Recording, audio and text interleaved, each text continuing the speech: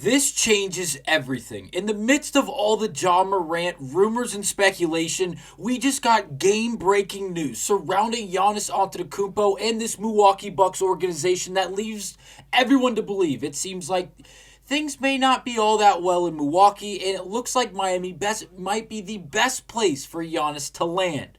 I'm here to break down all of the recent information, including what took place last night between the Milwaukee Bucks and the Minnesota Timberwolves, that leaves everyone to believe that Giannis may be closer to out the door than everyone believed. We'll break down all of that on this episode of Heat Digest, but first, do remember this video is brought to you by Kalshi. If you scroll down to the description, there is a link, and if you use code DIGESTNBA when signing up, Kalshi will give you 20 backs after you trade your first 100.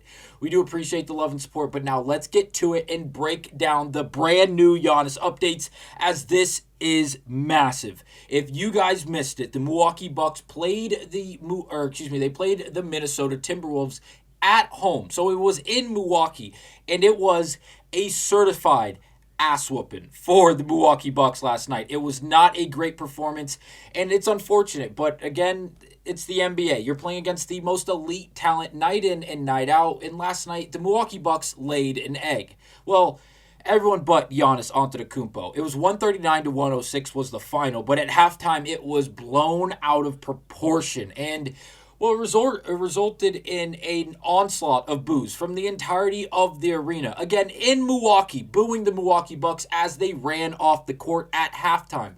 Now, Giannis, for the entirety of the game, played pretty well. He shot 9 of 13 from the field and gave you 25, 8, and 5 with a steal. Despite that, and shooting just below 70%, he was minus 11 in the plus-minus category, and it still resulted in an absolute ass-whooping for the Milwaukee Bucks. And the booing at halftime and the overall loss and how bad it looked in the box score and just really in the game chart, if you will, overall, that wasn't even the worst part. The worst part actually took place in the third quarter, right in the beginning of the third quarter, in the first 50 seconds, if you will, as Giannis noted the fact that all of Milwaukee and everyone in that arena rooting for the Milwaukee Bucks booed the Milwaukee Bucks team as they ran off into the locker room at halftime. Giannis finished a very, very tough and one, and in doing so, he resulted on his back where he sat up and he gave a double thumbs up or double thumbs down and then did boo towards all the fans. And well, yes, it's a bit funny as a non-Milwaukee Buck fan, but it doesn't seem like it's sitting well with the Milwaukee Bucks organization and the fan base itself, as their star player seems to be turning heel just a little bit. And it didn't end there, as the game continued and it still was out of hand, and the Bucks did not have really much of any chance to make the game competitive through the rest of that second half. And well, Giannis went to the bench and did not look happy. Not only did he look a bit emotional, he just simply looked disappointed, not only in himself, but the entirety of the situation going on. I will tag this clip down below because you see there's a 4 different pictures on your left-hand side with a caption, but then on the right-hand side, there's actually a 10-second clip of Giannis sitting on the bench, wiping his face with a towel. He really does wipe his eyes, almost like he was crying. I'm not saying he was crying. I don't believe Giannis was crying on the sidelines, but it does look like he was wiping the sweat out of his eyes, and then once he pulls the towel away, he just simply looks defeated entirely. Like, it looks like he has lost all joy to play basketball. Yes, we've heard that before in Miami. And then he just shakes his head like, this is ridiculous. This is out of hand. This is not okay. And it looks like he's simply just fed up with what is going on. And it felt like earlier in that game, like we mentioned earlier, where he did finish that and one, and then he sat up and did the double thumbs down and booed the crowd back. It kind of felt like not only was he playing heel, but it just got to the point where he was triggered to a certain extent. And he just kind of had to bite back to some level in order to feel comfortable. And it probably was just an emotional thing that he did in the moment, without a doubt. We're all human. Everyone's human. But he's a professional athlete. You're playing in front of thousands and thousands and thousands of people, not only in person, but then all the people watching via TV and streaming services and everything else. It just wasn't the best look for Giannis and the Bucks organization. Now, this is not the only news we're going to cite. The Ryan Russillo show, which did a podcast. He did a podcast with Sam Amick, who we all know and love because he's very good at what he does in covering the game of basketball in its entirety. He goes on to say this on the Ryan Russillo show. Quote, Miami, my understanding for sure is absolutely a place that Giannis is believed to be open to. And I'm sorry, the font is literally size 2 on my screen because of the screenshot. And shout out to Drew Star. That's the entirety of the quote. Drew Star is doing a hell of a job in these last few videos, giving us the good content, the good quotes, so it's easy to read and presentable to you guys on these YouTube videos. So make sure you go follow him on Twitter to stay up to date with a lot of this Heat stuff and all the breaking news.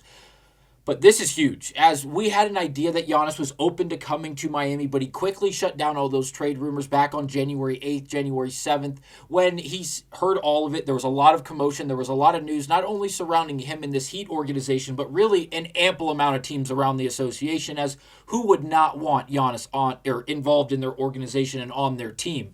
Basically nobody, because he's a freak. I believe he has the most 30-10 games in the history of the NBA as of a few days ago. He is a subnormal human when it comes to an athletic specimen and his abilities on a basketball floor.